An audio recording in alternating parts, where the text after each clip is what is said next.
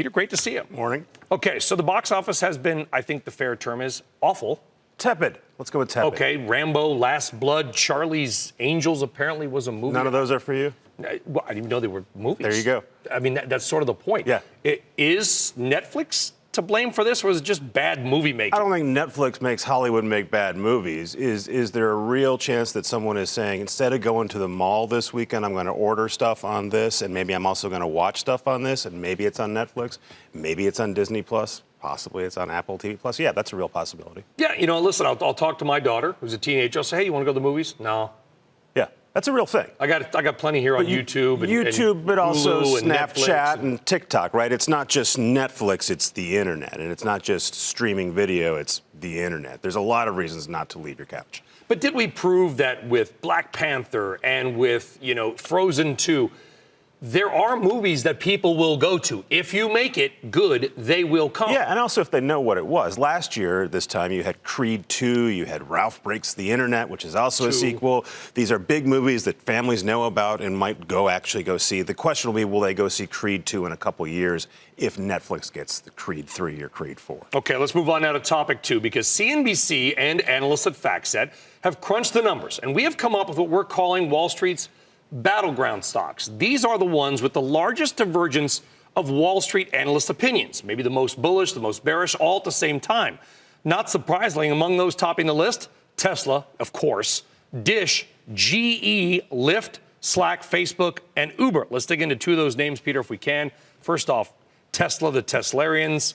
I mean, I don't know if you get if you say anything negative about Tesla, you get the online world. Tesla's the best company ever. I would never say anything negative of Tesla on the internet. You own 16 Please don't Teslas. tweet at me. No, but that's how it is. Yeah. I mean, but the analyst community is all over the map. Yeah, well, Tesla's all over the map as a company, right? You've got questions about their actual capacity and productivity, and then just questions about the founder who's going to be on trial this week, in theory, for a defamation suit about Thai rescues and submarines and divers.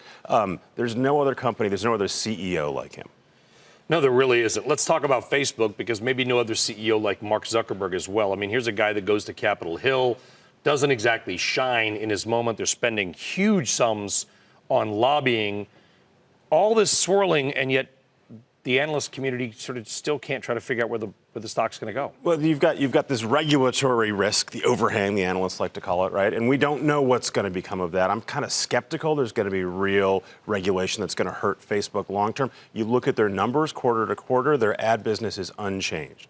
Ad buyers are pouring billions of dollars every quarter into Facebook. None of this scandal is affected. Why not? The stock's up 54% this year. The money still seems to be flowing. These, hashtag delete Facebook. Yeah. Nothing. People are, I'm going to delete my Facebook. Oh, look, there's my high school friend. Look, there's a real Nobody chance does it. These things can collapse very quickly. They haven't yet. And by the way, Facebook is now Instagram. So they're moving that business now to Instagram. And so if there is a real delete Facebook problem, it's not a problem on Instagram. It's not a problem on WhatsApp. Nobody seems to care. All right, one more. Apple is set to hold a special event right here in New York City later on today. They picked a great day with the weather. Company announced the event several weeks back, saying this one will honor its favorite apps and games of the year. It's unclear, though, if Apple has any other special announcements up its sleeve. You kind of go back, Peter, to the Steve Jobs days where, they have these events and then Steve would famously say, and one more thing. And that was always like the big reveal. Is the day of the big reveal over? I think so, but also you don't do a big reveal in December, right? If you want someone to go out and buy something, you tell about it in September so they can think about it, they can buy it right after Thanksgiving. You don't lay this out now. I think this is a promotional event for apps, and maybe we're going to talk about Apple TV Plus, too. That wouldn't be a bad idea. Yeah, Apple TV. Try to get that buzz around, what are they, the one show, the morning show, I think. That buzz is not so good. There's one about Emily Dickinson that people like. And by the way, they were promoting that in front of Frozen 2 this weekend when I went and saw it. There you go. All right, Peter, you did go to the movies this weekend. I did go. Peter Kafka, we appreciate it. Recode. Thanks very much. Have a great day, Peter.